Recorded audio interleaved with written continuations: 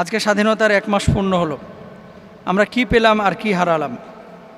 কি পেলাম কি হারালাম এটা তো আপনিও জানেন, আমিও জানি। কি পাইছি?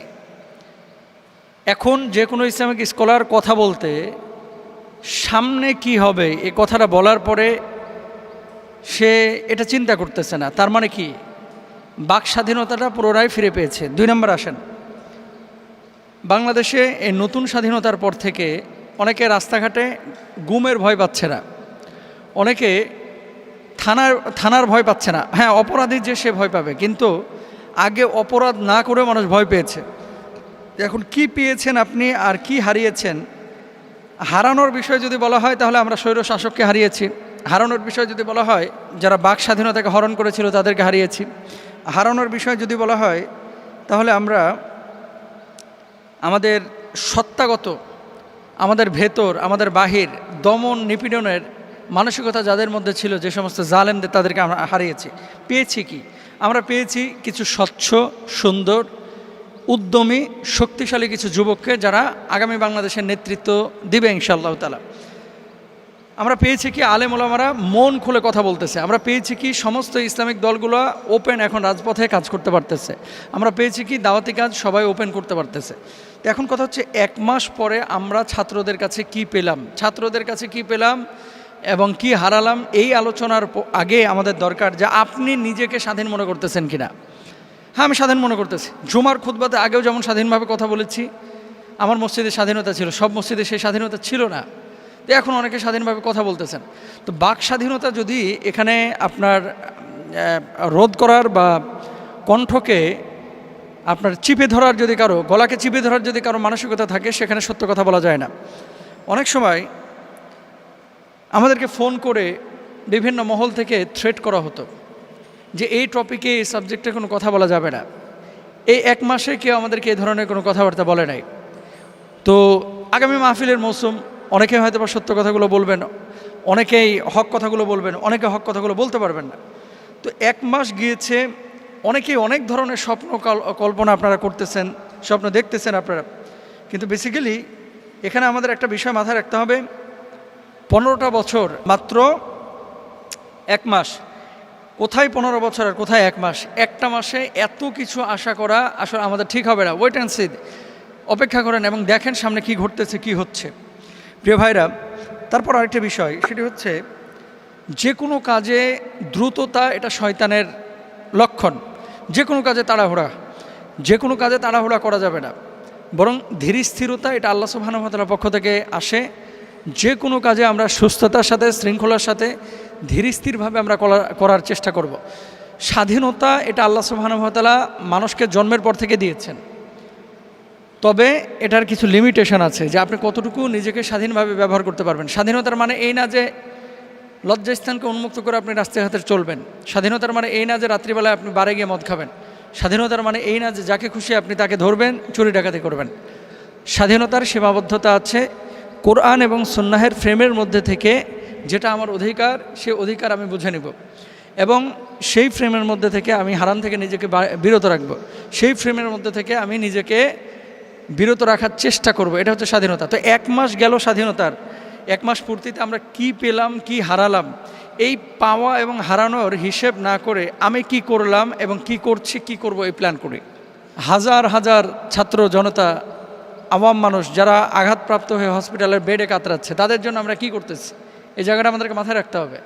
যে মানুষগুলো রাতের পরে রাত, দিনের পরে দিন বাড়িতে কাজ করতে পারেন নাই, বাড়িতে রাত্রে ঘুমোতে পারেন নাই, সে মানুষগুলো আজকে ওপেন রাস্তায় ঘুরতেছেন। তো এর চেয়ে বড় স্বাধীনতা আর কি? আপনি দেখেন, পোলাও, রোস্ট, কোরমা আপনার বউ রান্নাবান্না করে রেখেছে, কিন্তু আপনি বাড়িতে ঘুমাইতে পারতেছেন না, আপনি স্ত্রীকে ফ্রি সময় দিতে পারতেছেন না, বাচ্চা কাচ্চাকে ঠিকমতো সময় দিতে পারতেছেন না। তো সেই জায়গাটা থেকে আপনি তো এই জায়গাটা এখন এসেছেন। এরপর আল্লাহর কাছে দোয়া করবেন এবং আমরা প্রত্যেকেই অন্যকে পরিবর্তন করার চেষ্টা না করে নিজেদেরকে পরিবর্তনটা আগে করার চেষ্টা করব। আল্লাহ তাআলা তৌফিক দান করুন। অনেক মানুষই ধনী হতে চায়, কেউ কেউ টাকা পয়সায় ধনী হতে চায়, কেউ কেউ আমলে, এলমে, ইমানে ধনী হতে চায়। আল্লাহর হাবিব সাল্লাল্লাহু আলাইহি ওয়াসাল্লামের কাছে একজন সাহাবী এসে বললেন, ইয়া রাসূলুল্লাহ, আপনি দোয়া করেন আমি যেন ধনী হই। নবীজি প্রথমবারে দোয়া করেন নাই, দ্বিতীয়বার আবার এসে বললেন যে আপনি দোয়া করেন আমি যেন ধনী হয়। নবীজি দোয়া করেন নাই। তৃতীয়বার যখন আবার এসে বললেন যে আল্লাহ রাসূল দোয়া করেন আমি যেন ধনী হই, তখন নবীজি দোয়া করেছিলেন। নবীজির দোয়া কবুল হয়েছিল এবং আল্লাহ তাআলা তাকে প্রচুর সম্পদ দিয়েছিলেন। পরবর্তীতে যেটা হয়েছিল, এই মানুষটি দিন থেকে দূরে সরে গিয়েছিল। মনে রাখবেন, হাদিসের মধ্যে আছে কাদাল ফাকরু আইয়াকুনাল কুফরা, দারিদ্রতা কখনো কখনো মানুষকে কুফুরের দিকে ঠেলে দেয়। সত্য। পেটে ক্ষুধা নিয়ে নামাজের মধ্যে মনোযোগ আনা যায় না। পেটে যখন আগুন জ্বলে, ক্ষুধার যন্ত্রণায় আপনি ছটফট করেন, তখন কিন্তু অনেক কিছু আপনি করতে পারেন না। তো ক্ষুধা নিবারণের জন্য চেষ্টা চালানো, এটা তো আল্লাহ তাআলা পবিত্র কোরআনেই বলেছেন। কি? কুদিয়াতিস সলাতু ফান্তাশিরু ফিল আরদ ওয়াবতাগু মিন ফাদলিল্লাহ। যখন নামাজ শেষ হয়ে যাবে তখন জমিনে ছড়িয়ে পড়ো, আল্লাহর অনুগ্রহ তালাশ করো, রিজিক তালাশ করো, খাওয়া দাওয়া কোথায় পাবা? বৈধভাবে। এটা তো আল্লাহ বলেছেন। তাহলে রিজিকের জন্য চেষ্টা চালানো, এটা আপনার আমার জন্য জরুরি একটা বিষয়। এখন আপনি প্রশ্ন করতে পারেন যে মোহতারাম, পৃথিবীতে টিকে থাকতে তো অর্থ সম্পদ বা টাকা পয়সা দরকার আছে। কতটুকু দরকার? যতটুকু আপনার প্রয়োজন ততটুকু আল্লাহর কাছে কামনা করেন। যেটা আপনার প্রয়োজন না, এই অতিরিক্তটা যখনই আপনি পাবেন, আপনার ভিতরে উদাসীনতা আসবে, আপনি পাপের দিকে নিমজ্জিত হওয়ার, আকৃষ্ট হওয়ার সম্ভাবনা থাকে, এবং হয়ে যাওয়ারই সম্ভাবনা বেশি। কারণ মানুষের কাছে যখন অর্থ থাকে, তখন কোথায় খরচ করবে জায়গা যখন পায় না, তখন শয়তানে খালি লারা দেয়, একবার থাইল্যান্ডে যা, চায়নায় যা, দুবাই যা, মালয়েশিয়ায় যা, যেখানে যেখানে ফুর্তি টুর্তি করা যায় ওই জায়গায় যা ফুর্তি করে টাকাগুলো শেষ করে আয়। এরকম অনেক মানুষের আছে। হ্যাঁ, অর্থবিত্ত আল্লাহর কাছে কামনা করবেন, আল্লাহ দিনের কাজ করবে, এই জন্য আমার টাকা পয়সা দরকার, তাহলে কোনো সমস্যা নাই। কিন্তু আপনার দিনের কোনো বালাই নাই, আপনি শুধুমাত্র টাকা কামাচ্ছেন মাল খাওয়ার জন্য, এরকম চিন্তা চেতনা নিয়ে আল্লাহর কাছে এগুলো আশা করা যাবে না, দোয়া করা যাবে না। এবার আসেন, যারা প্রপার ওয়েতে সত্যিকার অর্থে দিনই স্বার্থে বড়লোক হতে চাচ্ছেন, ধনী হতে চাচ্ছেন, এক নম্বর কাজ হচ্ছে আপনার বেশি বেশি ইস্তেগফার করবেন। আস্তাগফিরুল্লাহ, আস্তাগফিরুল্লাহ, আস্তাগফিরুল্লাহ। আপনি বলবেন ইস্তেগফারের সাথে ধনী হওয়ার সম্পর্কটা কি? সম্পর্ক আছে।